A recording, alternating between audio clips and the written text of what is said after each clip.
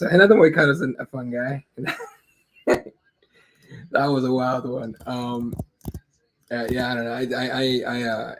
I enjoy another way kind of all the speeches right there. I'll get kind of crazy, but that was fun. That was cool. All right, welcome, ladies and gentlemen. This is our UFC 300 fight companion. My name is Eddie Law. I will be with you the rest of the way through, on top of live tweets as well. So I might have screwed myself a little bit here by doing both, but we'll see how it goes. All right.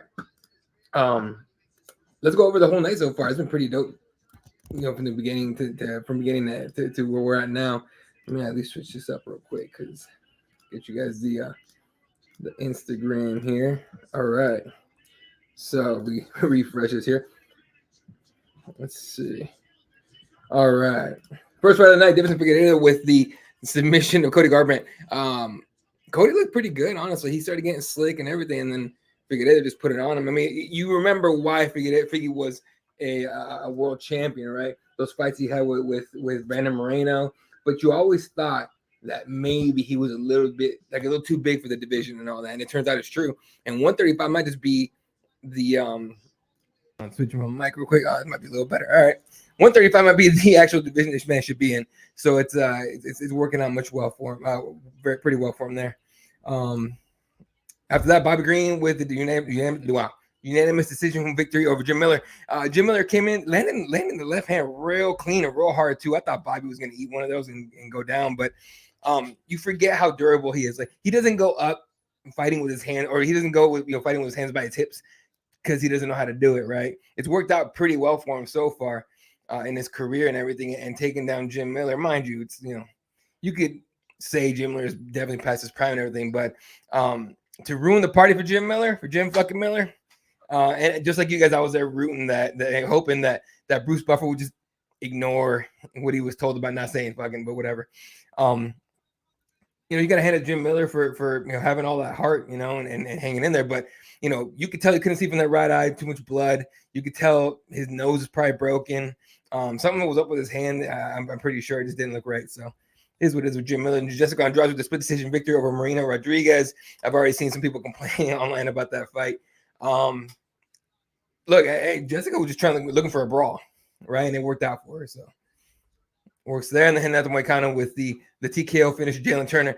Do not, please, boys and girls, do not assume that he just scored a walk-off knockout and then just expect her being stopped the fight, right? That screwed him. I mean, you can imagine if Jalen Turner falls into the ground and just goes off, that fight probably gets called right there. So there you go. Shout out to everyone tuning in today. We're live on YouTube, on Twitter, Instagram, and Twitch. Used to do Facebook and everything, but Facebook is a little too crazy. They're kind of dumb, so it's what it is. Up next, however, nice little matchup here between Sodiq Yusuff and Diego Lopes. Diego Lopes out of that Lobo gym down in Guadalajara, Jalisco, in Mexico, training with Alexa Grasso, training with Irene Aldana. That whole team's actually pretty damn solid. And she actually brought him with her for the Ultimate Fighter. So he's probably been in Vegas for quite a while now. So it's a nice little setup there for Mr. Diego Lopes. Let's go ahead and pull up our. Usually when they put up the site, I used to make graphics for all this, but they usually, once the fight starts, will put up stats and all that. So in between rounds, you can check stats and everything. So I'll be showing that on the screen for the most part, the rest of the way through. We'll still be doing live tweets. So if you see me just get quiet or whatever, also making graphics for the Instagram and all that. So if I get quiet and don't say anything, apologies. That's what we're doing today. Yeah. So let's look at Mr. Diego Lopes' last few fights here. 23-6.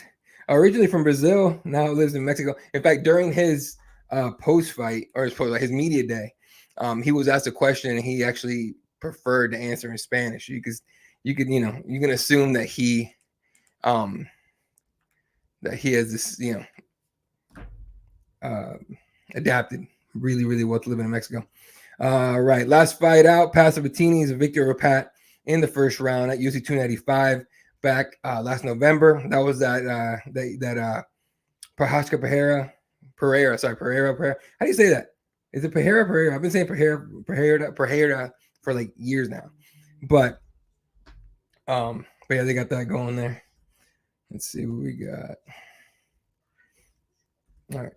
Anyway, then before that, Gavin Tucker, he gets that triangle armbar. And then, I mean, to kick off his UFC career, Roberto Villa, listening on the or watching on the live stream. I appreciate it. Is my voice really that weird sounding? Let me know, because I'll have to fix the audio. And maybe, hopefully, we don't have to call it on the live stream because that would suck.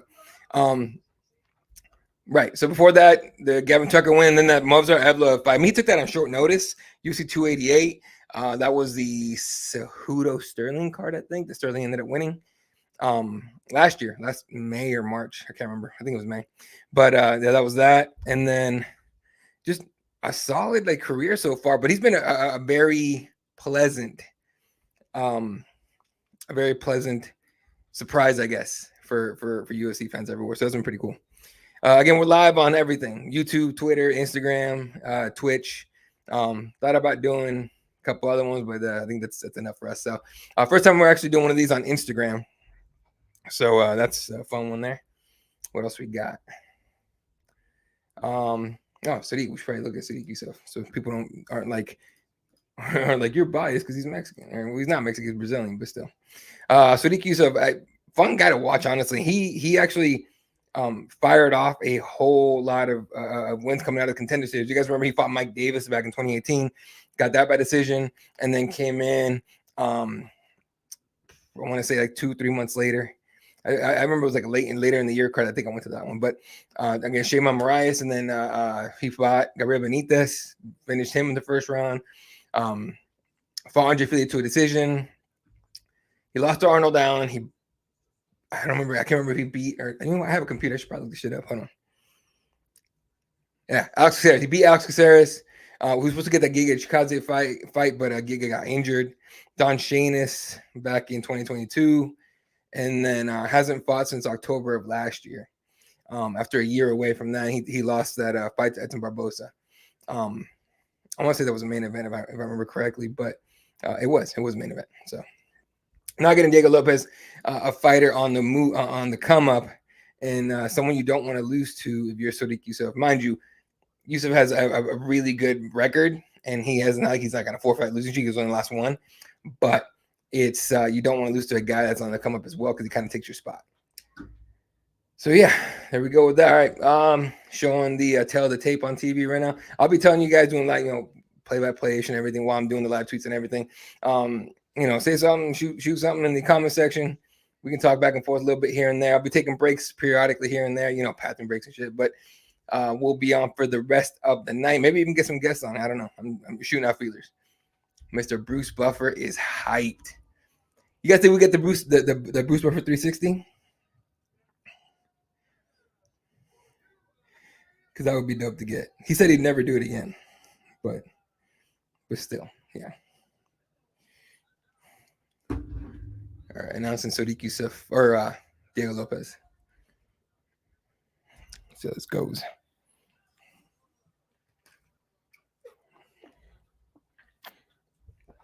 I can't read what he says on his chest. Probably Portuguese, but maybe. What's this?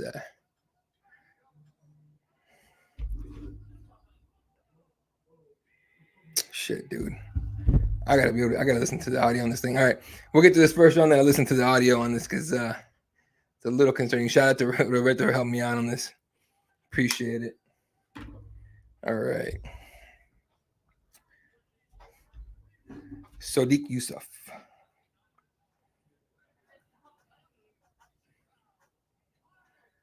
Let's see how this goes.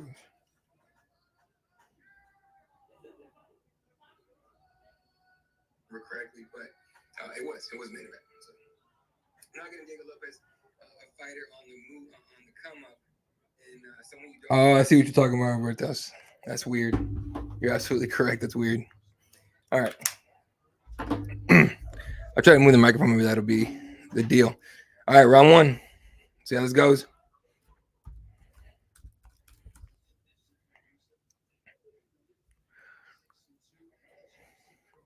Round one, Mark Smith is the referee, and we're off. Let's see. Getting right to the middle there. High guard for both men. Sodiq tries a leg kick, hits nothing but air. Diego putting the pressure on him, trying to just get in close. He's avoiding leg kicks so far. He's always been pretty solid. Ooh, lands a nice calf kick. Might have gotten checked. I couldn't tell.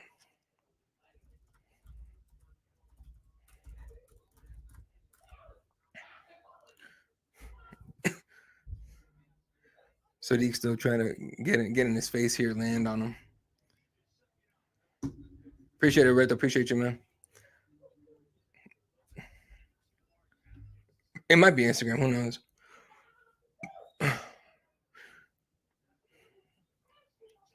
Yo, Sodiq is checking those. Oh, he drops him. Diego drops Sodiq, going off on him, landing big left hands, trying to end this fight early. Sodiq is shooting for that single leg for his life, trying to grab him. Diego is just spinning around on his back, trying to get to the back or get to the dominant position. Now he's got that unhook on the left side, trying to flatten him out. Instead, Sodiq gets to his feet. Diego's trying to put him on the cage here. Oh, he drops him again. He drops Sodiq one more time here. Ends up on top in full mount. This has to be it. Has to be it. Going off. Sodiq goes belly down, flattened out. Hooks her in. That's it. That's the fight. Diego Lopes in the first round. Woo, boy. That was a quickness. That was nasty. Mark Zuckerberg is sitting next to Dana White. People still do curly hair on purpose? That's just fucking weird. He looks like a lizard. And Diego has no idea who he is. Just walked by him. Like, Mark Zuckerberg thought he was going to, like, shake his hand or some shit. And Diego just like, oh, I don't fucking know you. And then goes to the crowd. That was awesome. That was dope. That is the coming out party for Mr. Diego Lopes. That was insanity. All right, let's make these graphics, boys. Oh, that uppercut was uppercut to a left hook. You know who else does that? Mr. Conor McGregor. Connie does that all the time. He does that uppercut to get your head in place and then lands a left hook. And that worked perfectly against Yusuff. Beautifully done.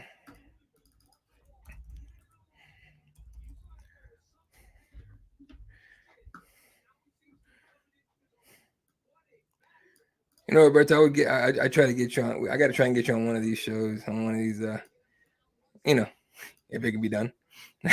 I got to get you on one of these times, man.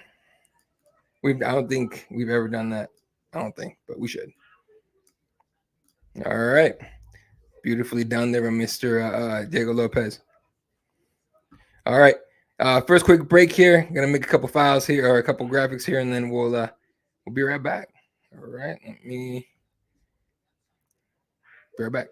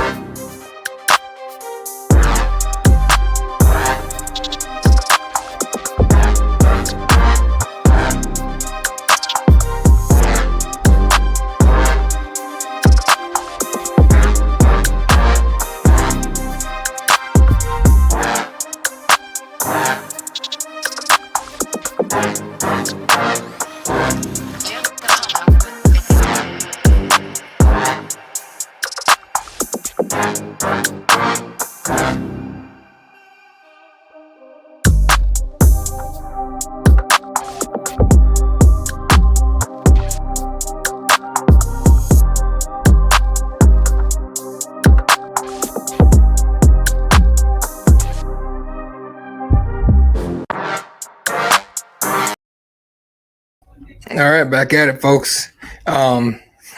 Rogan immediately tells him, 1 second.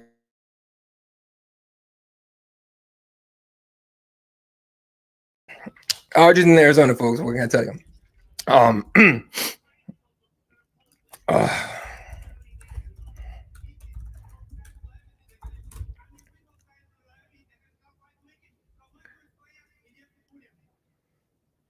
Ho.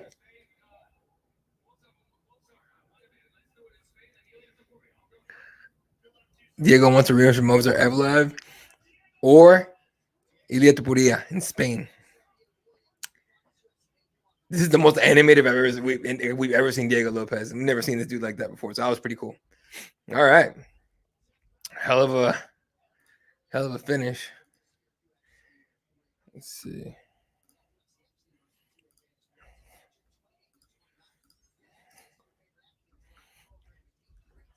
All right. Next up, the debut of one Kayla Harrison.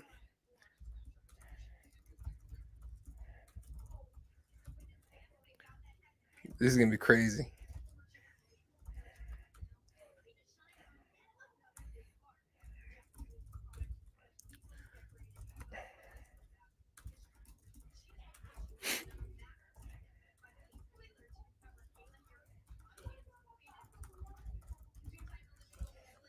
She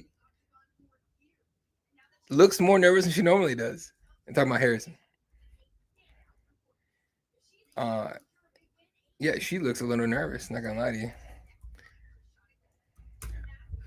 So we'll see. All right, let's move the graphic over.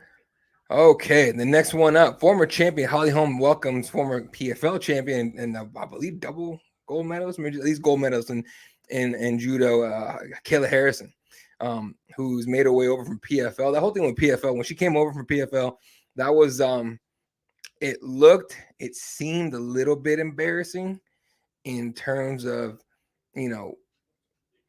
PFL chairman, definitely looked like, it seemed like he felt like it was a lock that she was going to stay, right? I mean, where else are you going to, fight a tournament, a season, and then, end up in the tournament at the very end and almost, outside, unless you fight Larissa Pacheco again, but pretty much be guaranteed $1 million paycheck, right?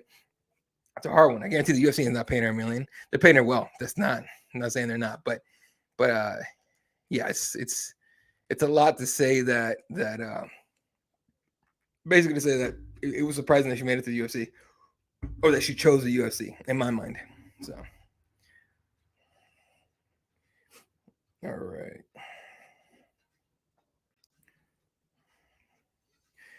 All right. Appreciate everyone tuning in right now. We got about 134 people, mostly on X. So I appreciate you guys. You guys are dope as shit. Especially my friends that are tuning in. You guys are awesome. I appreciate you guys coming to hang out. I haven't done one of these in a while. The reason for that is the last time I did one of these, for some reason we got hit with a copyright strike and it made no sense because there was nothing copywritten on our stuff. So that was a battle to get rid of. And then finally when we did, it was one of those things where it's kind of like I just had to do it for 300. So as long as everything's going well and it doesn't get too crazy, so in terms of my other responsibilities, we should be able to hang on to this the entire time. But I will be out of my effing mind the entire time. So we'll see how this goes. But I got clips to work on as well. And we're gonna be doing those. It'll be a fun night. Not complaining whatsoever. I love this shit, believe me. But yeah, all right. Let's look at Kayla Harrison and Miss Holly Holm. Holly Holm obviously has knocked out Olympic judokas before, or at least one, and Ronda Rousey, who actually did a lot of talking this week, these last, because she has a book that came out and everything saying that she still believes she was the best in the world and all that. And, fans aren't very nice to fighters, like, kind of like her, but like that. We're so high up, right? And I'm better than this, I'm better than that, whatever. And then when they hit rock bottom, when they get knocked out or they lose or whatever, they kind of disappear and act kind of weird, and then come back years later saying stuff like this. So it's a wild one. So the reason why I think this is it's weird that she's the one welcoming Kayla Harrison to the I can't get over that might have won a silver loss. MBS beat her, like, and then they overturned it on the, I think it was the Adderall thing or whatever that the MBS takes for her ADHD. That was tough one to swallow for MBS. So it was just weird one to me. But technically, Holly Holm coming off the decision win victory over Yana Santos. Before that, lost to Ketlen Vieira by split. She's had a couple fights canceled, beaten in Aldana, beat Raquel, the current champion Rocky Pennington. Before that, got knocked out by Amanda Nunes with that head kick, which is, poetic justice in the eyes of some. Kayla Harrison, meanwhile, last fight was, I believe, the Aspen Ladd win in PFL in 2023 last year, and right before they canceled the Julia Budd fight. If you guys remember, they canceled Julia Budd fight before the Aspen Ladd fight. So here's what happened. She was supposed to fight Julia Budd in PFL, and that fight got canceled, and Julia remained, from the last I saw, adamant that it was kind of pulled out from under her. It was a contractual thing or whatever. I don't think we got any details about that yet, and if we did, I didn't hear about it. But Aspen Ladd stepping in on super short notice and getting, lost by decision. She didn't get finished. So, and then before that, lost to Larissa Pacheco by decision. And then before that, basically undefeated back to undefeated in MMA. Yeah. So the only loss on her record is that Larissa Pacheco lost. Now, let me see if I can find what I was thinking right now. What did she do that was like, whatever. Anyway, the Aspen Ladd win doesn't really matter at this point. So yeah, so now she gets a former champion, Holly Holm, who has beaten a judoka, who has done a lot of things, if not most things in the sport, fought for the featherweight title. I mean, shoot, when Holly fought, she just fought Jermaine Duranami for the featherweight title, and GDR got the win. Made no sense to me, like 0 sense to me. So I thought for sure Holly Holm should be a 2-division champion, should be. So, and she's not. And I know the joke, everyone gets tired of her getting, main events and all that, and I understand what y'all saying, right? But come on now, folks. Anyway. All right. They had Mark Coleman back in the media room. You guys don't know Mark Coleman coming off an incredibly scary fire. I believe his parents' home was lit on fire and everything. And he survived. He was in the hospital for a bit, and he's up there. He's had he's dealt with stuff in his life and all that damage and everything. And he survived the fire. He survived afterwards. He was able to save his parents. He saved everybody in the house except for, unfortunately, his dog Hammer. So rest in peace, Hammer. But for him to be here today, or in Vegas today, UFC 300, he will be the one putting the belt around the winner of the BMF belt, or BMF fight, which I believe was requested by both Max Holloway and Justin Gaethje, and Junkies Mike Bond kind of pressured Dana into doing so, or allowing. On top of the 300K, you got to give it up to Bond. You know what I mean? That was closed mouths don't get fed, and he helped out the fighters. Good for him. Shoot, you could argue Bond did more for fighters than fighters did for themselves with the lack of union, but that's a topic for another time. All right, what we got right now? We got some presentation. Oh no, it's the intro for Kayla Harrison. That's gonna be wild. Like, first of all, she looks ripped as hell, like ripped. It is kind of wild how good she looks at 135, and the fact that she made. First of all, she looked. Let's be honest, she looked off on the scale. It looks terrible. Did not look good, but able to make it happen. So.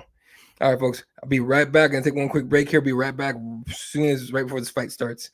But if you're watching, enjoy the walkouts here.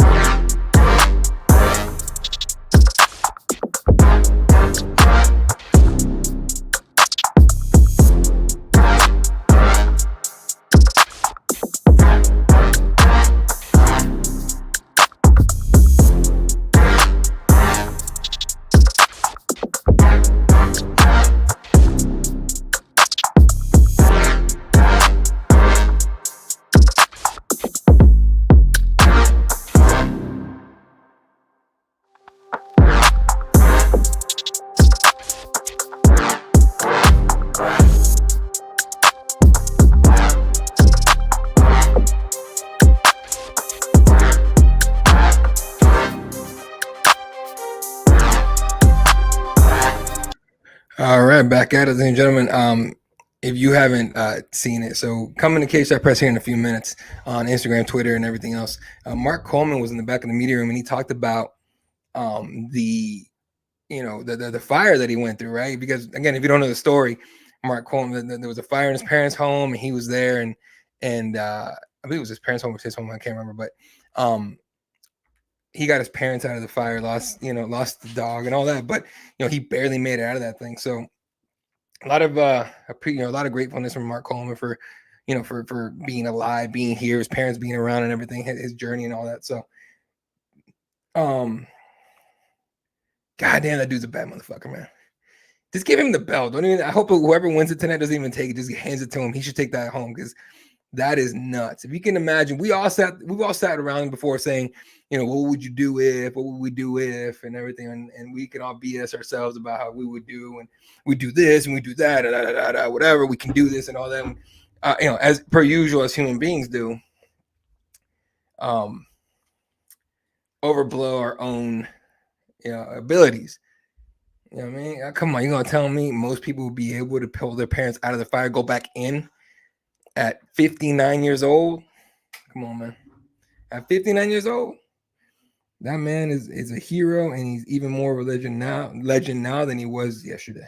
That was wild. So super interesting, honestly. Like they made it.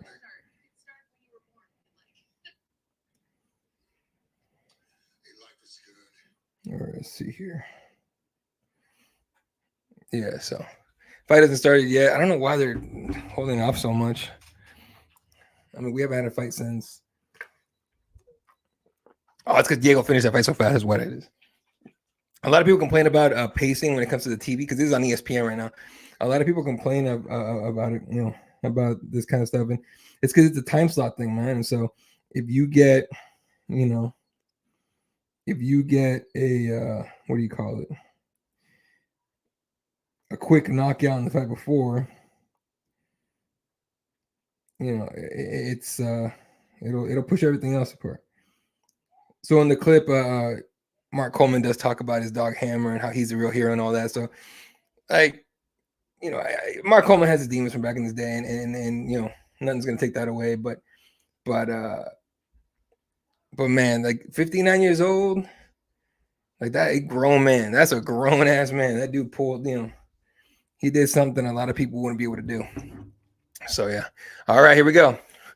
Tail of the tape. Holly Holm, 42 years old. Kayla Harrison, 33. Holm with the 3-inch reach advantage. And Harrison is a massive favorite. Oh, here's what I was going to say earlier that I completely spaced on. To me, the most interesting part of this whole thing is that Harrison can use elbows now. And PFL, during the season, obviously because they don't want to, they want to be able to have backups and all that and alternates and everything. They do not want you to use elbows. So they didn't, right? So she wasn't able to use elbows at all. But she's got some disgusting elbows. Like, I'm really hoping she gets to take them just so we can see the elbows. You know what I mean? Like, that would be nasty.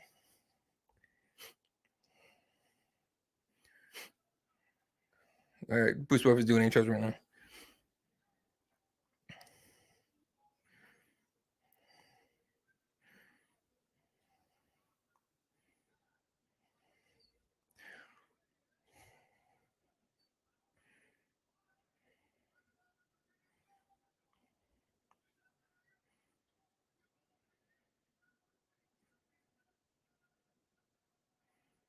See how this goes. Holly Holm always does that stompy thing back and forth. It almost reminds me of like a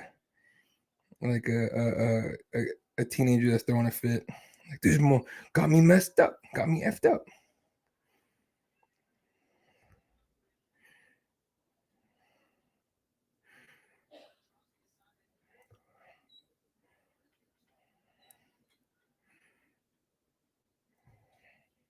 Here we go.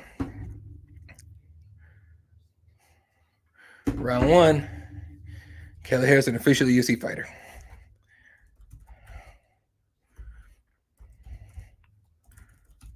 Ooh, it's gonna be wild. Kayla popping out the jab early. This is what Holly Holm does too. She will back up and let you show her what you're trying to do.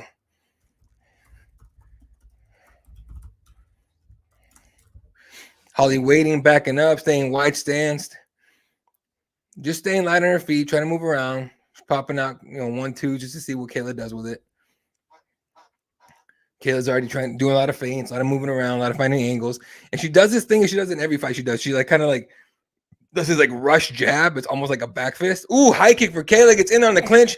Holly puts her on the fence. Kayla's looking for the throw. Can't get it. Gets it now. And oh boy, Kayla Harrison, Holly Holm reverses position, ends up on top. Woo! This is a fight, folks. If Kayla thought this was going to be easy, that's Holly Holm, folks. Kayla's already working to get on her feet, using the fence to get to her feet. Turns to face Holly. She's going to look for another throw here. Knee to the belly for Kayla Harrison. Holm eats it. Now, left hand's up top, and I'm still waiting for an elbow here.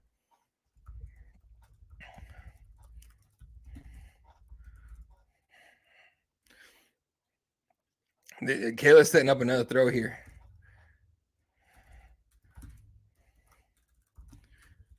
she just drops her. She just took her down. All right. Kayla on top in half guard, Holm with her head smashed into the fence basically here. And Kayla's trying to pass over to Mount. Big right hands for Kayla Harrison from top. Holly Holm just turning her head, trying to roll with him.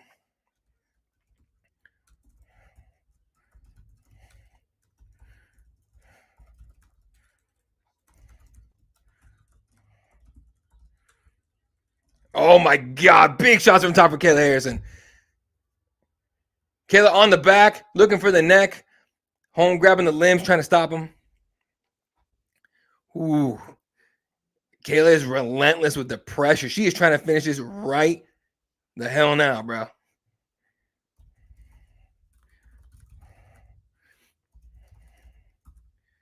Ooh, this is wild. Holm is trying desperately to just like slow the attack down so she can make her way to the fence. She thought she was trying to get back to the fence to stand up, and like Kayla just drags her away from the fence a little bit. Just turns her, not drags her away, but just turns her enough to where that's not gonna be helpful. Oh, here come the elbows. Woo! She got one in there. That was nasty. Big left hands from top. Now big right elbows. Nasty elbows. Nasty elbows from the left side now. Oh, this is what I was waiting for, y'all. Big elbows, both sides. Now she stands up, still in the guard, still in close, and she. It's like when you put that fist in the face and then slip in that elbow to get past the guard. Yeah, that's what's going on here. Holmes looking for some up kicks here, but I don't think she's okay. I think she's hurt.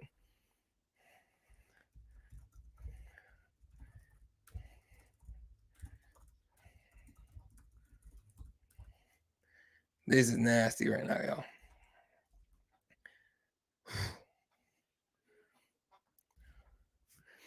Kayla stacking her on the fence. So you got Holm with her head like in that corner right there, getting stacked real hard.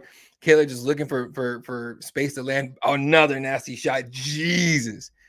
I don't know how Holm's just eating that.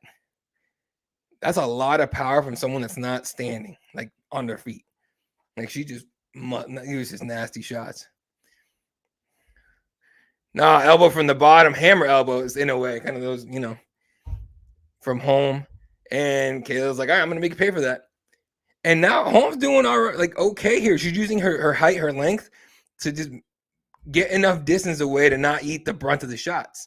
Still eating them, but she's not taking them like with full force. So that's not terrible. 2 minutes, 40 seconds ground control time so far for Kayla Harrison with 36 significant strikes as of the graphic showed on TV. And Holm is just trying to break her posture and try to survive these last 30 seconds. And Kayla's trying to, this might work in Holm's defense and Holm's advantage if Kayla's tired out.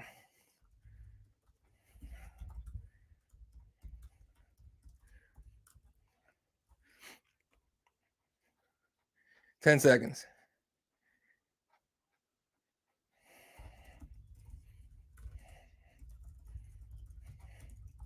And the round ends with Kayla on top. That was, those elbows came in, man. That was, ooh-wee. Ooh-wee. That was some nasty stuff, y'all.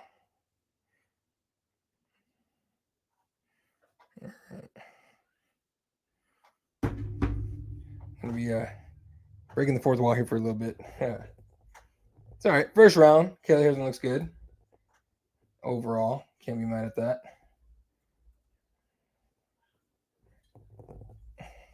Holm, although this is one of those things where Holm does enjoy, or at least her coaching staff does enjoy, downloading information. But the thing is, like Holly or Kayla very much, very aggressively just took that round. So it's, Holm's down one, but we'll see what she has there left. I have a feeling like if Kayla loses this fight, or Holly loses this fight, this might be it for her. Not that I'm not a big fan of telling fighters they should retire, but it's like, what are you gonna do if you lose this fight? You're not getting a title shot anytime soon, really. All right, round two. Here we go.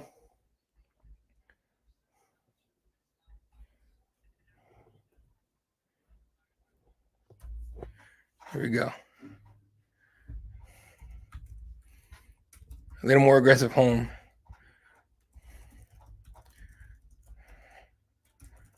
Now it's Kayla on the back foot, downloading info, backing up, seeing what Holm's going to do. Side kick from Holm to the body. That works pretty well for Holm every single time.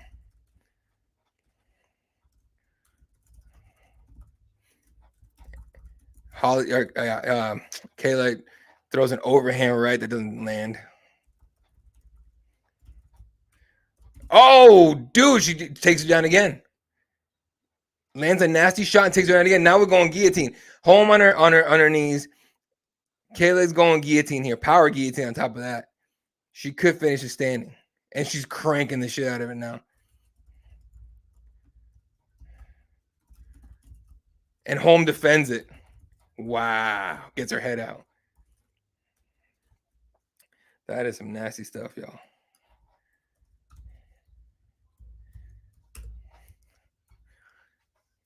Another throw for Kayla Harrison. We're back on the ground with Kayla on top and looking to land those nasty shots and elbows from top. This has to be it. There's no way Holm can survive this.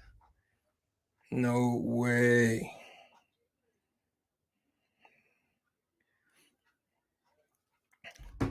Holm goes belly down, gets her back taken, and now she's just eating shots from behind.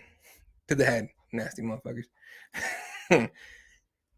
Flattened out. Tap, tap, tap, tap, tap. Game.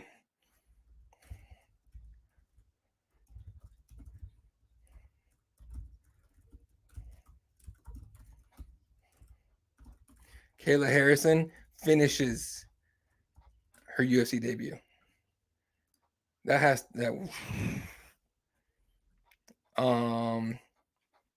Somebody call Rocky Pennant and tell her to start getting ready. Kayla Harrison's on her way. You can imagine how Kayla Harrison lost this fight. She'd have thought, like, man, that weight cut sucked. Or doesn't want to do this shit again. But it worked out. That was nasty.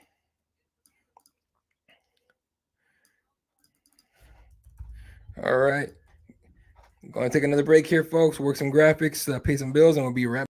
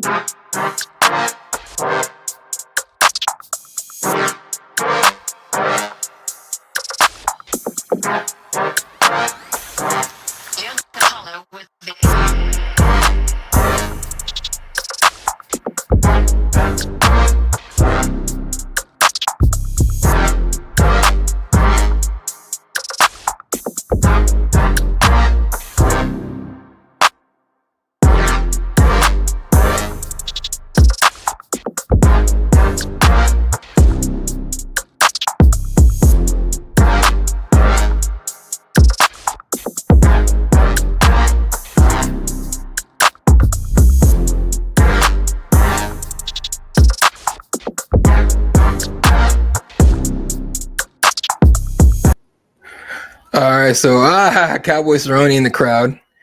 So Kayla Harrison went on there and she said, "I want my title shot." She goes, "I don't care who it is. I don't care if it's Raquel Pennington. I don't care if it's Juliana Pena. That's what I came here for, was my title shot." So, gotta say, spectacular debut for Kayla Harrison, which I don't think a lot of people really expect. Especially, look, first of all, a lot of people didn't expect her to make the weight, and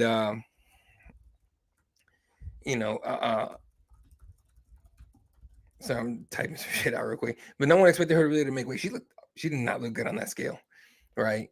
And the fact that she made weight was impressive already at 33 years old. But like, how much longer can you keep making that weight cut right now? Does that mean you try to lose a little bit of muscle or anything? I mean, it worked really well today.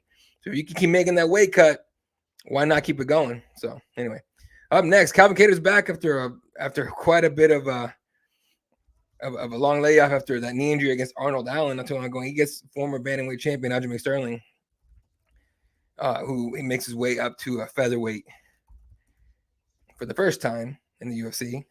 Up next, here, UFC 300, sporting the cornrows, the green cornrows. Wonder why he goes with green. It's a weird one.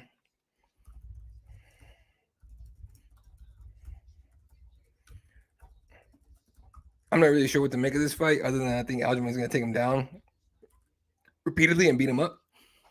But I don't know, maybe Calvin will surprise us a little bit. We are just over halfway through the card, so yeah, it's one of those things, man. Yeah, you always want these cards to last forever because they're really good, but still. Let's see.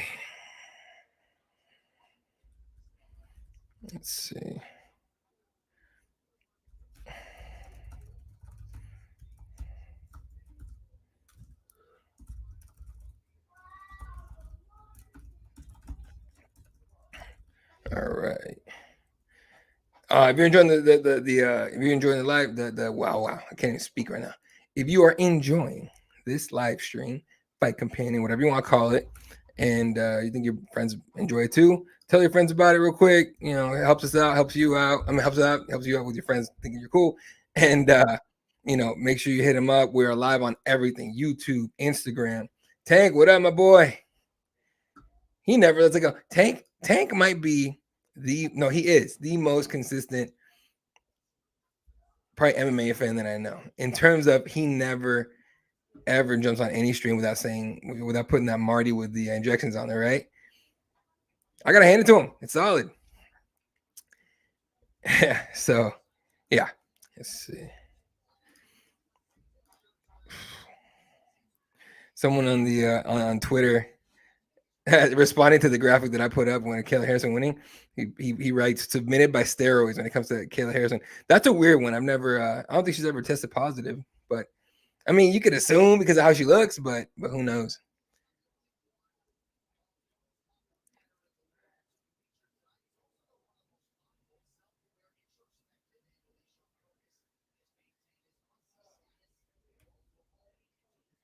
What are you talking about? They're talking about somebody. They're doing Justin Gaethje. Yeah, they're doing a feature in Justin Gaethje real quick. They do this all throughout the prelims and everything. Features on all the fighters on the main card, especially the title ones and all that. So okay, if you're still in here, what do you guys think of this? Of everybody kind of hating on the BMF belt? Mind you, keep in mind, Gaethje made fun of it too, and Cade Morehouse had him on an interview not long ago, and he, before the fight with Dustin Poirier, where I believe that's where he won it, he said it's kind of silly. He kind of made fun of it and all that. And while that made sense and everything, it's hilarious. Now he's defending his BMF belt. So it's kind of funny. All right, folks, quick break here. Work a couple more graphics here, and then I'll be right back as soon as this next fight kicks off, which might be a minute. So yeah, be right back.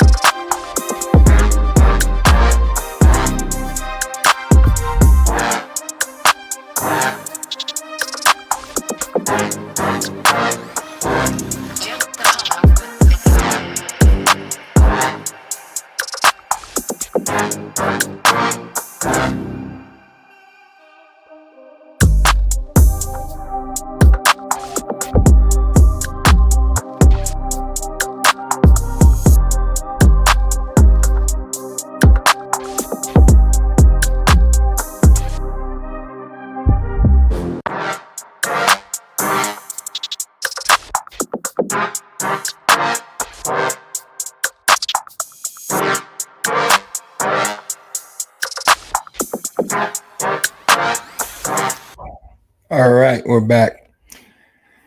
He always says things like this even with the interim belt. Oh, with the Gaethje? Well, he's right. With the interim belt. I mean, you guys remember when he won it? I think he won it, right? He like put it down. So you're right. He does always say things like that. I think the only time he wouldn't say that is if it was like the outright belt, which he wants. Like what he's here to do is solidify a shot. Hey, Max Holloway on the screen. Is solidify a shot against Islam. You know what I mean? And at this point, and like there's a few fights available that could possibly make it happen, but yeah, I don't know, man. This game's weird. Every time we think we know MMA math, it turns out we don't know anything. So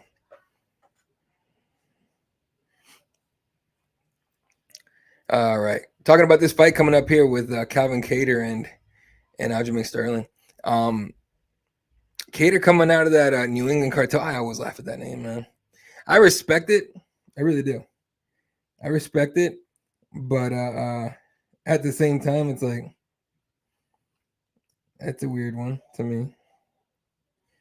All right. This stream's not going to be able to go on during the main card. I apologize for that. Apparently, I got a few things I got to get done here. So we're going to go through the rest of these prelims. And then for the main card, we'll have to wait and see, I guess. Maybe I'm able to stay on. We'll see. But, yeah. Let's see. No, if I can win that pansies, we'll stay on. All right. Calvin Kattar. Let's pull it up. They're showing Justin Gaethje highlights against Rafael Fiziev, which, by the way, I thought Fiziev was going to be, he was like the next guy. He's going to do something. I mean, do something, yeah, but again, he thought he was going to beat Gaethje, and he didn't. That was wild. All right, Calvin Kattar on a 2-fight losing streak, lost a split decision against Josh Emmett, which I thought should have gone Kattar's way, but whatever. And then that knee injury against Arnold Allen in October 22 took him out for nearly like it was like 18 months, 17 months, something like that. Took him out. He's beaten Giga Chikadze. That loss to Max Holloway is a famous highlight, unfortunately for Calvin, where he's like, I'm the best boxer. That was wild. Oh, also, and talk as far as the Justin Gaethje in the lightweight picture, he's still got to deal with Charles Oliveira and Arman Tsarukyan, which is we're assuming the title eliminator. Winner probably gets a fight against Islam here now that Ramadan's over. So there's that. Kattar's been beating Dan Ige, Jeremy Stevens. He finished Jeremy Stevens, which is not easy to do. Man, every time I read about Zabit, that's like a sad one because like, damn, man, Zabit should have been still be here. Wins against guys like Ricardo Lamas. He's lost to Renato Moicano, beating Andre Fili, Shane Burgos. Been around for a very long time. So, all right, here we come. Oh, here we go with Kattar and then Sterling about to make the walk. Aljamain Sterling, meanwhile, look, say what you want about how he won the title in the first place. He did all right. Like, I can't get mad at him, right? Like, he beat, let's see who he beat. He won it from Petr Yan. The illegal knee, right? You guys remember, like he was down like now we've seen that before, right? If you guys remember, UFC 235 was in the building for this one. Johnny Bones hit Anthony Smith with an illegal knee, and Anthony didn't take the DQ win, right? Jones would have lost the belt, Anthony Smith would have won it, right? And a lot of people gave him props for that, but have you seen how Anthony Smith's like career has gone since then? It makes you wonder if he maybe thinks back to like, man, I could have at least had former champion on my shit, and instead he doesn't. So that's the sad part about that. But then you go, you look at Aljamain Sterling. He took it and he kind of ran with it, and then people got mad at him and called him names and this and that and whatever. He went off, took the split decision victory over Petr Yan, finished TJ Dillashaw, beat Henry Cejudo, okay, and that's when he got caught by Sean O'Malley. So, like, you got to hand it to him. Like, he would, I think he would have been champion regardless at some point. But, a lot of people get mad at Aljo for taking the belt the way he did. And no one gets mad at Petr Yan for being an idiot. Know the rules, dude. That's what it is. Now, again, props to Anthony Smith, I guess, in a way, for not doing that. But you now we have example of both sides. Anthony Smith didn't do it, and he's been up and down forever, and now he sometimes says wild shit on TV. And then, or he tells, Johnny Walker that you trying to hurt my family or whatever he's trying to say. Like, he was trying to hype himself up. It was wild shit.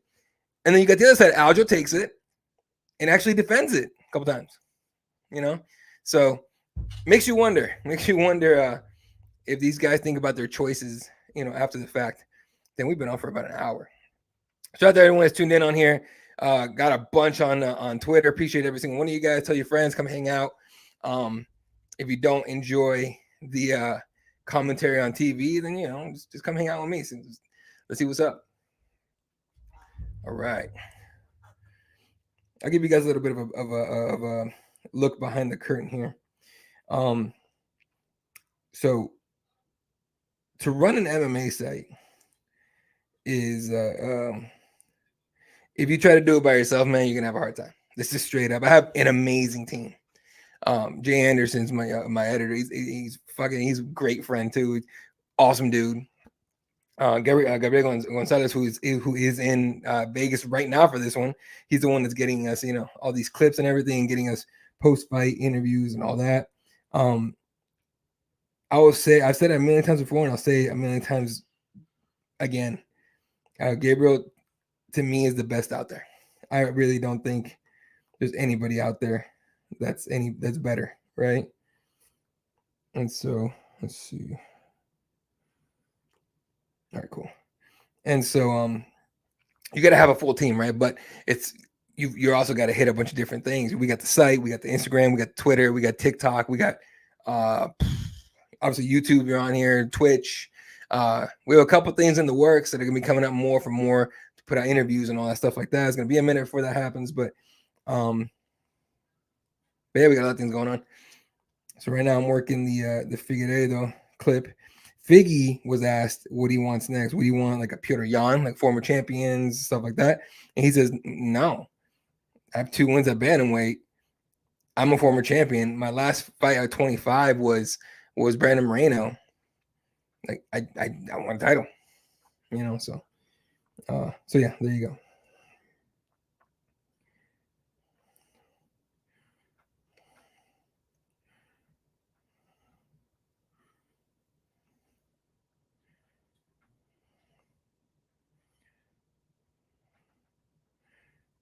Anyway, did you know that guy's a hairdresser?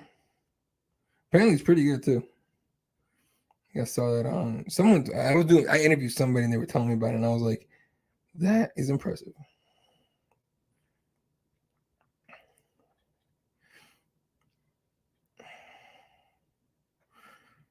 So yeah, a lot of people also ask me like how you get started in this thing. Doing media. I've been doing media forever. I was a journalist in the hard news area for a long time and everything, but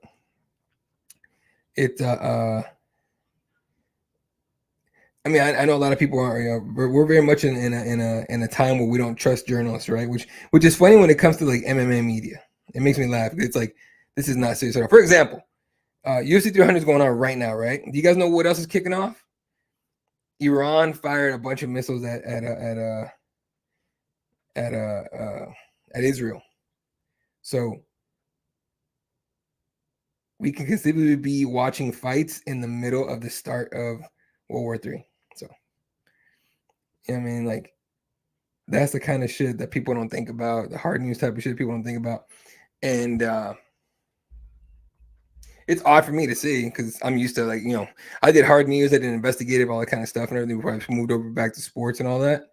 And this is way less stressful and way less, like, heartbreaking.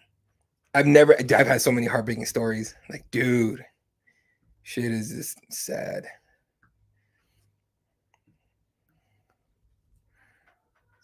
All right. They're Buffer's introducing Aljo and introducing Complicator.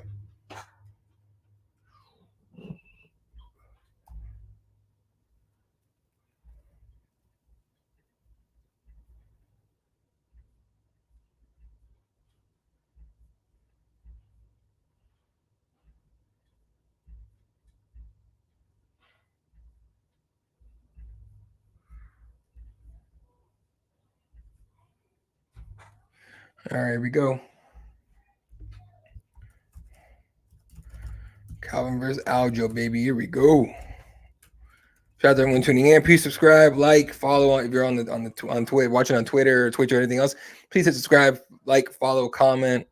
It helps us out a ton. Really appreciate it. All right, Aljo with the green hair. Here we go. Jason Herzog is the referee. Aljo with the pressure on Calvin right away. Which is the Aljo thing. Calvin's popping out that jab super long. He's really like throwing it behind the shoulder, trying to get it. But Aljo is kicking that lead leg with that oblique kick that Jones does to force Calvin backwards, and it's working.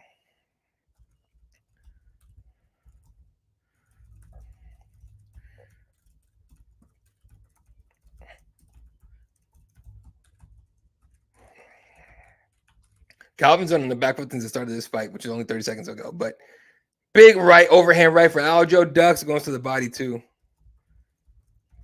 Calvin coming back with the jab, stepping forward now, trying to get into boxing range. That's what Calvin likes to do, get into boxing range and let off combos. But Aljo is not letting him near. So all he's able to do is throw out single shots. He just tried a little check hook there. It didn't work out.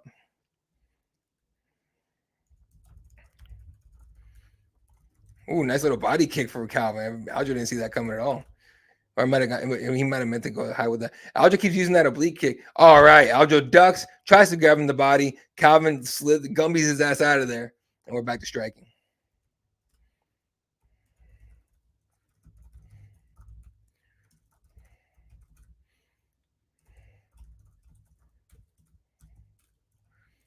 He throws looping 1-2 there with the hooks. High kick for Aljo gets blocked. Calvin is just staying very defensively technical. Sorry. Now he's putting the pressure on Aljo, forcing him backwards. Aljo's moving towards the power side of Kattar, but he's clearly not worried about it since he's out of range.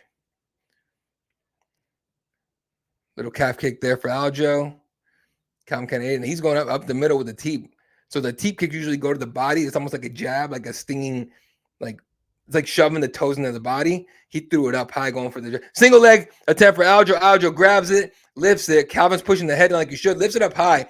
Calvin throwing hands up top, now to the body, and Aljo's just not letting it go. And he gets him down to one leg for a second. Calvin pops right back up, switches to double, and that should be complete. He's trying not to be complete. The hips aren't on the ground, or he has his hand on the ground yet, so I guess it's not technically a takedown, but it's a matter of time. Aljo's got a lot of good pressure on him right here. Calvin's got to pop up, try to get that right leg up, stand back to his feet, and he's doing a little bit here. Okay, right in front of the judge. Now Aljo's moved his arms up to the hips, hands connected behind, lifts him, tries to dumb him back down, and Calvin is just not accepting the position, which is exactly what we should be doing. Is not accepting it, right?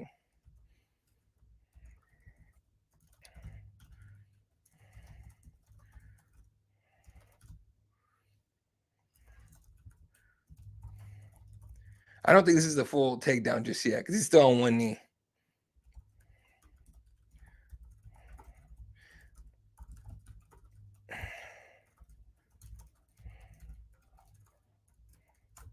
Yeah, tweeting and talking, this is kind of difficult. Calvin back to his feet. Aljo tried to throw him down and still can't do it. But Aljo got left hook in there. Might try to jump the back here. Gets him down finally. Jeez. Oh, no, back to his knees, down. Aljo's trying to carry to the back, throwing little uppercuts under the arm. Those are my favorite strikes when someone that's on someone's back. It's like under the arm thing. It's real nice. Kattar trying to fight one of the limbs out, trying to push it down, trying to just do whatever he could do to break the grips. And he's doing all right. Big overhand right for Aljo, and Calvin gets away. Very nice. Aljo's back on him, though.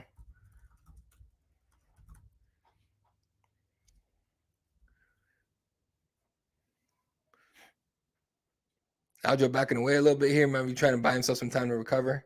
That took a lot of energy. Although it took a lot of energy to defend, too, so who knows. He's still using that oblique kick down the middle to keep Calvin away from him. But Calvin's not backing up. He knows he's losing this round. I want to try and get it back, so he's going to try. Oh, now he's trying to get Aljo in the corner. Aljo spinning back fist is blocked. And Calvin's on him with the jab. Shoots. Nope. Aljo shoots and nope.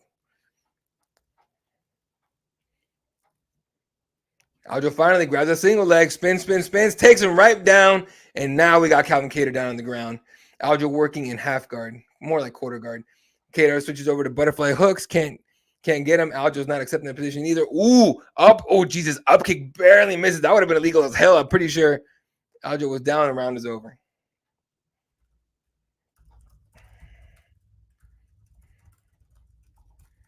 Whew. Wonder if I should switch to just not tweeting the rest of this card. We might just have to go to just fight campaigning. We'll see. Appreciate everyone that's tuned in here on Twitter, on Instagram, and on YouTube. You guys are dope. Appreciate it. Please hit that follow, leave a comment, hit a like, whatever you want. Hang out with us. It's fun times.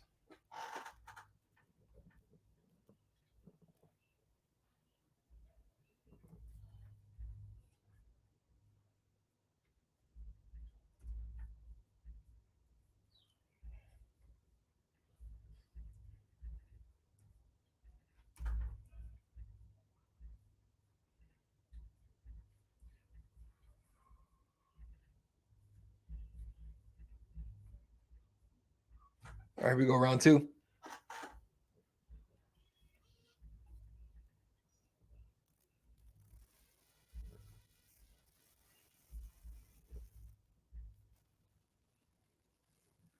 Nicolau Perez. That's next weekend? That's the weekend after. I think we get next weekend off, which is kind of cool. All right, back at it. Aljo working that lead leg again. Again, smart to do. Should be doing that. Makes sense. Aljo kicked to the body, shoots the double leg, hands connected behind the butt. And Calvin defending.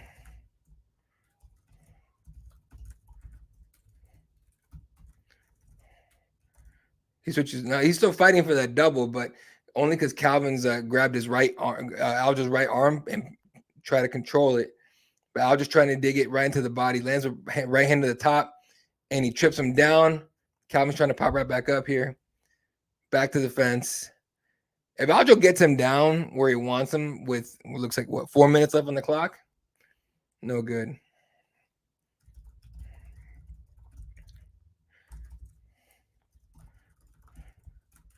This is, it's going to be a difficult one here for Calvin. If he can't, if he isn't able to get back to his feet here.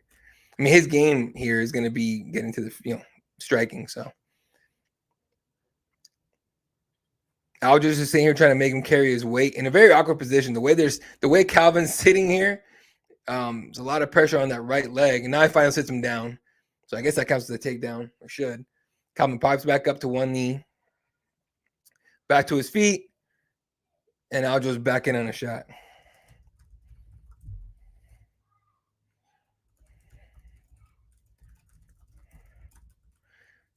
Calvin's he was pushing down the head for a second. Now he's trying to dig that whizzer, which he's got it. He's going to try and connect his hands there and trying to kind of like power his way out of that.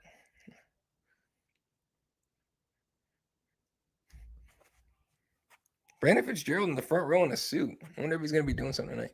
Knee to the body. Coming back to his feet. Knee to the body from Aljo. Now knees to the hammies or the quads and the inside the leg here and to the knee. Jesus. Those knees to the knee are kind of mean.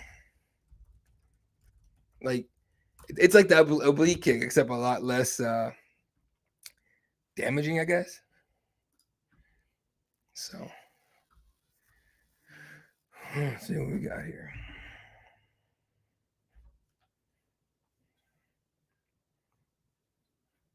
We're leaving.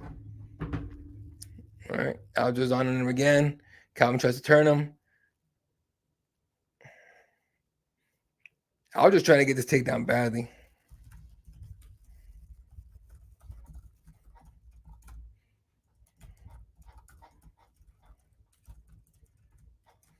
And Calvin forces him away. Aljo resets. Must have realized he's using up a lot of energy.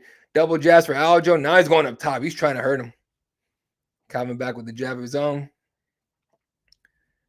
Can't believe Calvin came into this fight without. I mean, I'm sure he worked his, wrestling and takedown defense and shit, but come on.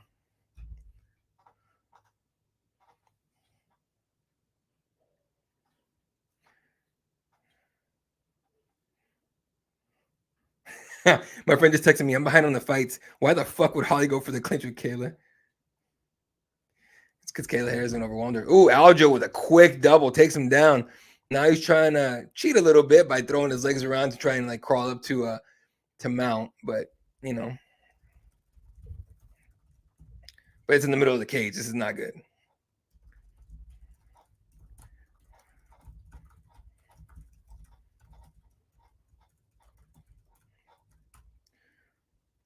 Calvin's in trouble.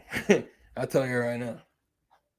It's like when Barkley was Charles Barkley back in the Olympic days in the 90s. It was like, I don't know what Angola is, but Angola in trouble. Calvin in trouble, folks. This is not good. Let's see what we got here. What the fuck is going on? I got my phone and it's like giving me all notifications from my house and shit. And so trying to see what exactly is going on outside. Aljo still on top. Now on side control. Calvin with that left leg up to try and block a mount attempt. But honestly, you just knee slice right through that thing the way it is. There we go. There's the leg is back up. He knows that Aljo wants to mount. He's trying to block it while trying to find a way back to his feet. Big knee to the body from Aljo. And he's just attacking Calvin every way possible. And Calvin can do nothing about it. Short little annoying elbow inside, and that's the round. Whew. Boy, when I tell you, this is rough for Calvin. Let's see what we got.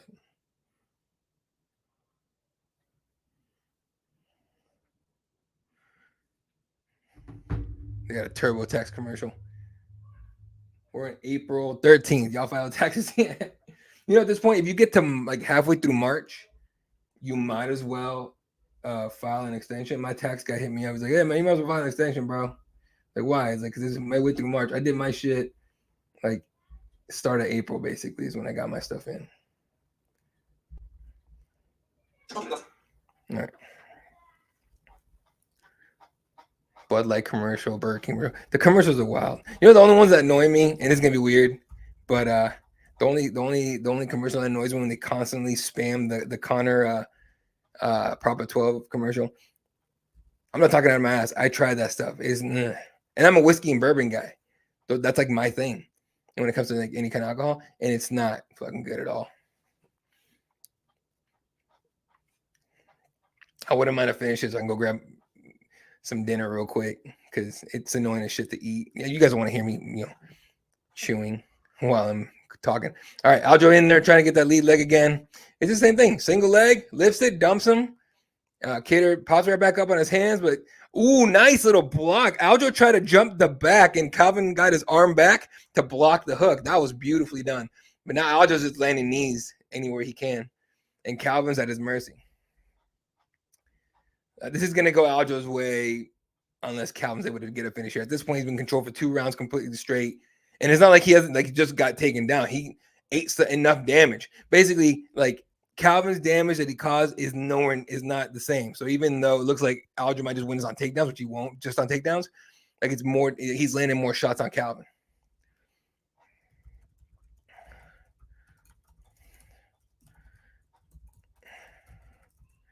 Calvin definitely worked his wrestling because usually guys don't get back up and get taken down that many times or being handled on the ground that for that long. So Aljo's in there on a single leg, throwing knees to the legs. He's going to try and weaken that left leg, split it, and take him back down. But Calvin turns and tries to take. Okay, he's going for something here. I'm not sure what the hell he was thinking. He kind of took himself down. And now he's in on nothing, but Aljo's fine here. But Calvin's hanging on to him, and Calvin's shaking his head like, what the fuck am I supposed to do here? Like Calvin himself is basically like acknowledging that he's got nothing here. 3 minutes left, 3 minutes, 10 seconds left in the round. The camera just got bumped by somebody with the camera. I love this shit. It's fun.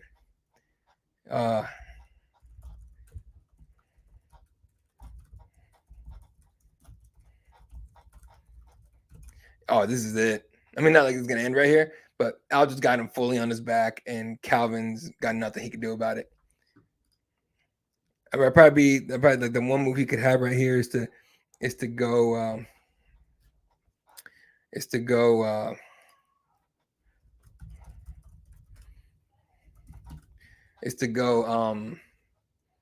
for a Kimura here, but it's just not. Aljo's just keeping him pressured down. It's not good for him here.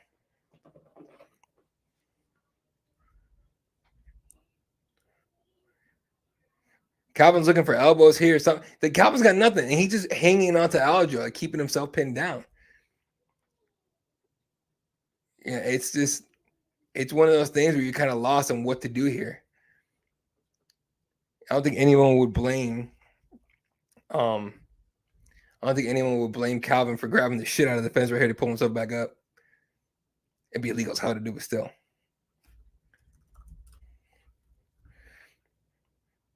Aljo back in side control. Calvin trying to block the full mount here with that right leg, but come on, dude, you gotta do something. All right, he got an underhook and gets out. Sweet. Pops back to the side and gets in on a double of his own. And Aljo lifts him and dumps him on his head. Dude.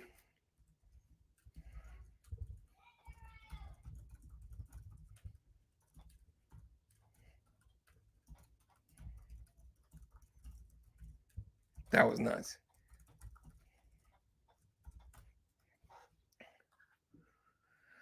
All right, Aljo's still on him, and now Kattar is trying to go for something here, trying to grab an arm, trying to use a Kimura to stand him back up. He's 1 minute left. He's running out of time. He's got to get to his feet and finish this fight now.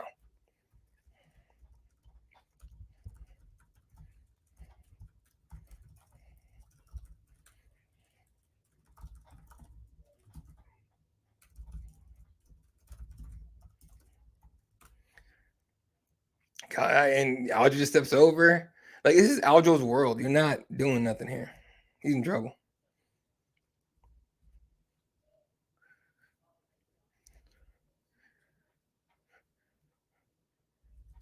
Aljo his face just says, like, what the hell are you doing, bro?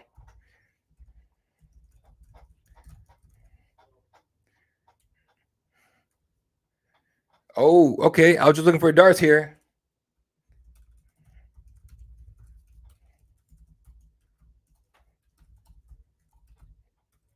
Calvin's going to survive this.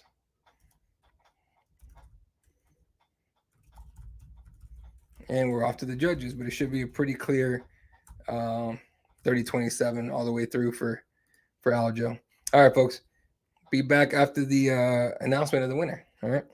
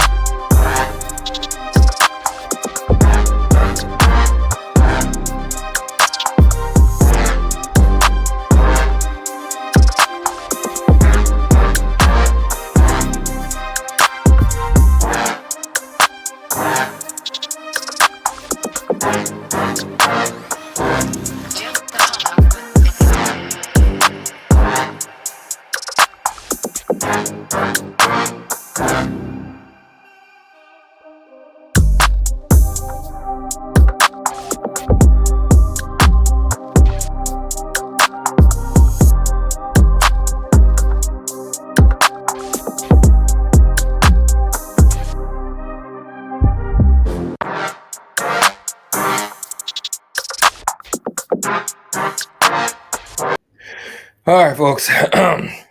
Unfortunately, this will be the last fight I do on this live stream. I'm running into technical difficulties that I've been dealing with the entire time I've been on this thing. So we're just gonna call it. I will be live tweeting the rest of the card at Cageside Press on Twitter. I appreciate the hell out of all you guys though hanging out. Like it's always fun and everything. And, you know, we'll bring these back. Definitely bring these back. Definitely with fight nights are a lot easier to do on here on live stream and stuff like that. But yeah, just a lot going on right now, a bit much. So last fight I'm gonna do here on the stream, and then it'll be live tweets the rest of the way. So please hit me up. My ad Cageside Press. If you guys do want a live stream the rest of the night, let me make sure my friend's doing this. Oh man, where is he? I know I have one of my friends that does these. He does a really good job, and I can't fucking find him. Hold up. Let's see if my guy's on. God damn it. What is his name? Jeez. I'll tweet him out if I find it, honestly. I'll tweet him out if I find it because he's really good at what he does. He's normally all over my freaking feed, and I can't find him. That is wild.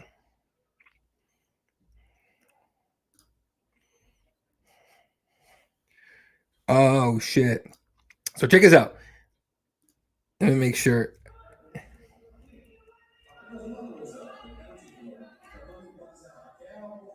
Amanda Nunes put up, okay, Amanda _ Lewa on Twitter or X, whatever we're calling it.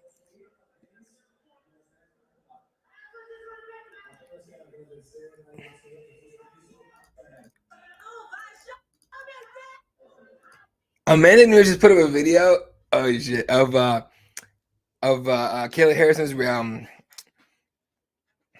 celebration. There you go. After a fight, and she's like doing this, like, I don't hear my name. Like, I don't. She's not saying anything. But she's like, and at the end of the video, she's like, like starts freaking out. I'm like, yo, if you give me Amanda Nunes versus Kayla Harrison, bro, let's fucking go. Oh, dude, that fight would be amazing. That fight would be nuts. Let's see what we got.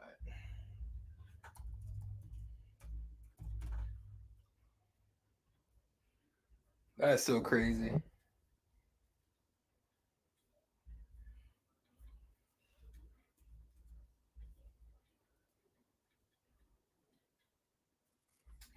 Jesus.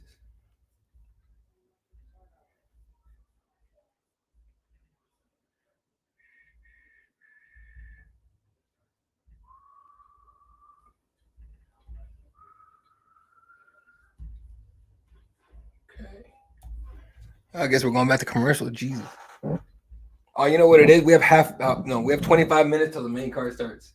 They're not in a hurry to they're not going to be in a hurry to get these out. So, like I said, we'll do one more here and then we'll call it a day.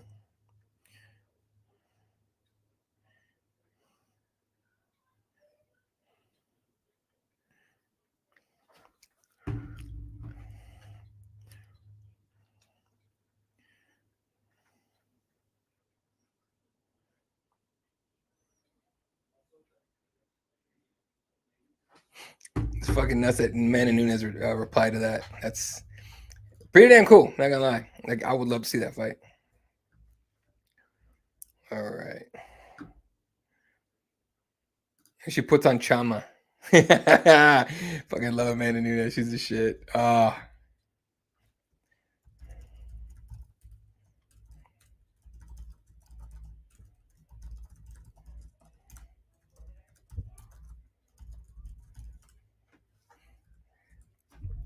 Anyway.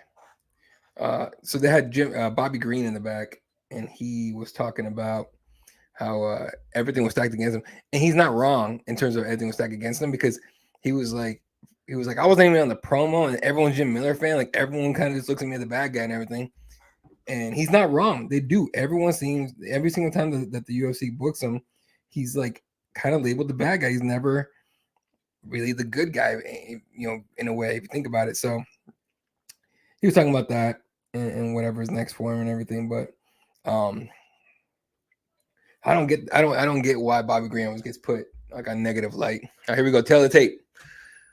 Prochazka, 31 years old. Rakic, 32. Rakic with a 1-inch height advantage at 6'3".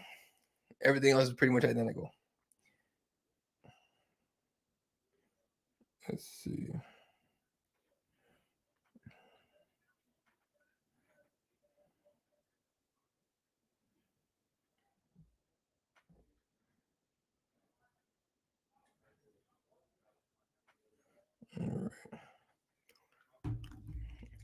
Rakic. So the reason why Rakic is trying to intimidate Jiri, but the reason Yuri's upset is because Rakic called him a fake samurai, which is hilarious.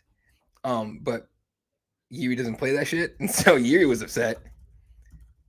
And so this is going to be an interesting fight for sure. Like, the questions obviously are going to be, does Jiri come out? He always comes out aggressive, but he's going to come out emotional, and that's not his style at all. So if he comes out emotional, though, tells you a lot about how pissed Jiri really is. All right, last fight on the Fight Companion here before we call it, and we're going to keep going on live tweets. Appreciate the hell all you guys here. But if we're lucky, we get a heavy, quick finish here just to kick off the main card, or to send us to the main card on a good note. Someone caught Jiri on video last night in front of the arena, doing his energy thing, kind of what he's doing right now. But we'll see. Here we go. I always laugh when they put fans on camera because they always act stupid. Like, my favorite though are the ones that are like shadow box, and they clearly know how to throw punches, and it's just funny as shit. All right, here we go. Round one. And Jiri looks like almost like he's gonna burst out laughing. Here we go. By the way, Aleksandar Rakic is a bad motherfucker. Here we go. Rakic right away with the leg kick.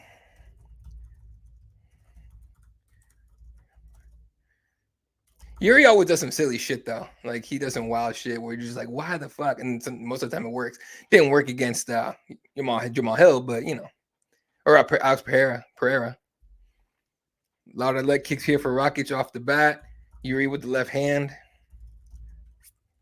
Jiri's forcing him backwards with the left hand. Jiri, sorry, I know it's Jiri.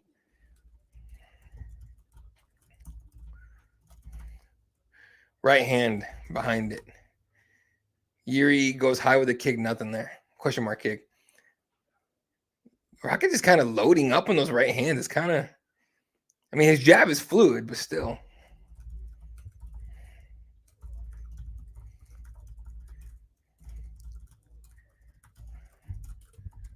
Let's see how this goes. They're both kind of silly. Ooh, solid 1-2 for Rakic.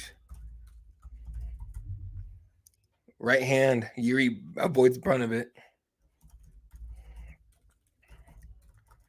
Ooh, big left hand from Jiri.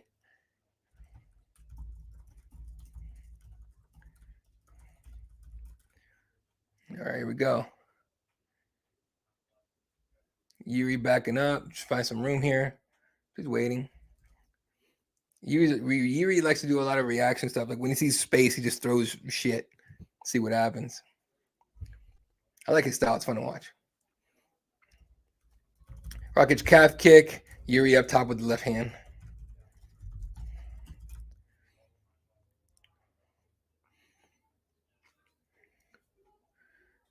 Rakic is on the back foot here. He's not thrilled to be pressured here by Jiri.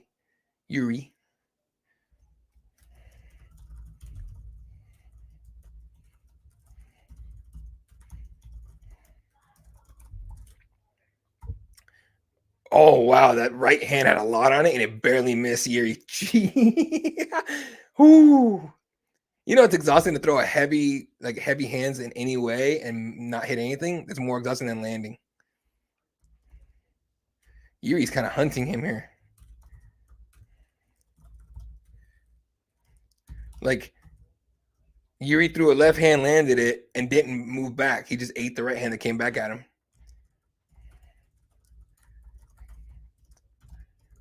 It's going to be a suffocating game plan that Jiri has here.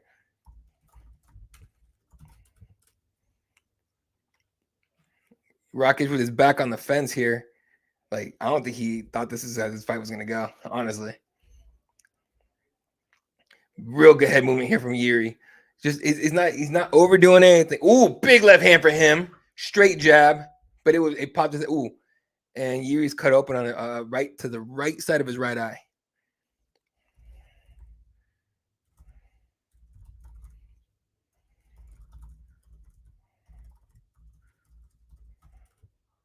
Let's see. Oh, big right hand for Rakic.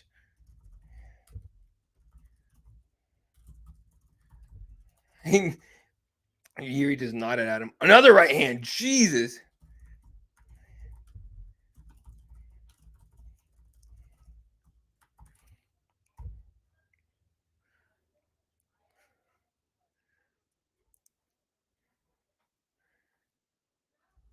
Dude, Jiri is just like pressuring him.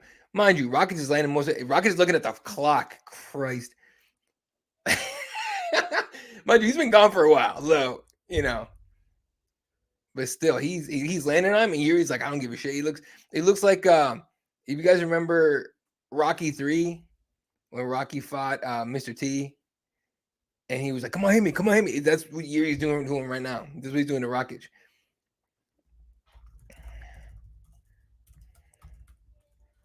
All right, I'm not even going to bother live tweeting the rest of this one. I'm going to talk to you guys. All right. Oh, big right hand for Jiri inside. Rakic is on his bike running away. Flying knee for Jiri. He is hunting down Rakic. It is nasty. Left hand in. Rakic is trying to grab the body. Goes uppercut. Right hand lands on him. Jiri doesn't care. He's just like, I don't give a fuck. I've eaten worse. Nasty jab for Jiri there. 10 seconds left on the clock in this round. Big right hand for Rakic. Lands somewhat. Didn't really land clean. Jiri in with the jab. Body lock puts Rakic on the fence. 1 round over. Ooh. That was nice.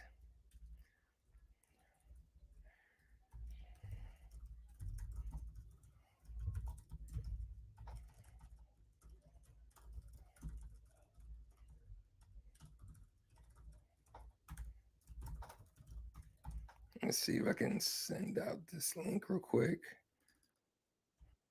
All right.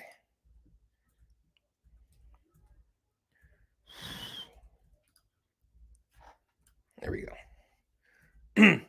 All right, in between rounds, the DraftKings things, they are, Jiri's coaches are rubbing down his legs. I don't know if any of you guys, whoever here trains and everything, but it's somewhat helpful. Like I know in jiu-jitsu tournaments and stuff like that, especially when I have to muscle a bunch of shit, usually I get one of my teammates to rub. Always because of the calf kicks. They're trying to massage his legs with the calf kicks. Jiri did hurt him with that right hook. That was nice. I don't expect someone to be conscious of, but Jiri's left leg is jacked. All right, nice little fist bump. I guess they're friends now. Rakic is going to keep trying to get that lead leg here with the calf kicks. Jiri says, you can have one too, bro. Big right hand for Rakic down the middle. Jiri ate it and goes, yeah, that was nice. That was nice. High kick for Jiri gets blocked. By the way, nothing's ever really blocked. Ooh, big 1-2 for Rakic, and then follows with another right hand. Jiri just eats it. Jiri tries a little hammer, almost like he's like doing like dapping him up. It's kind of funny. Jiri more pressure, another calf kick for Rakic, and now Jiri changes stances, and then he eats a calf kick on the other leg. I don't think Jiri's worried about the pain on his calf. It's whether or not it gets damaged enough to where he can walk or not, or move or stand. Big right hand for Rakic down the middle, and Jiri just ate it, just brunts it. I don't know how many more of these can take, but Jiri's got a ridiculous chin. Left hand for Rakic, body kick for Jiri.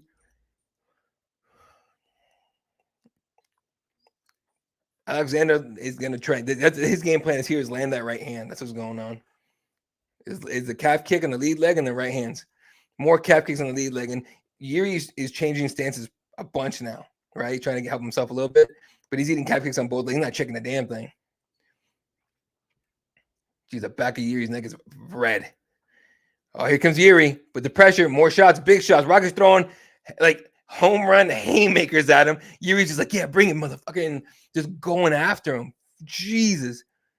Win or lose, Jiri Prochazka is a terrifying human being. All right. Calf kick on the lead for Jiri.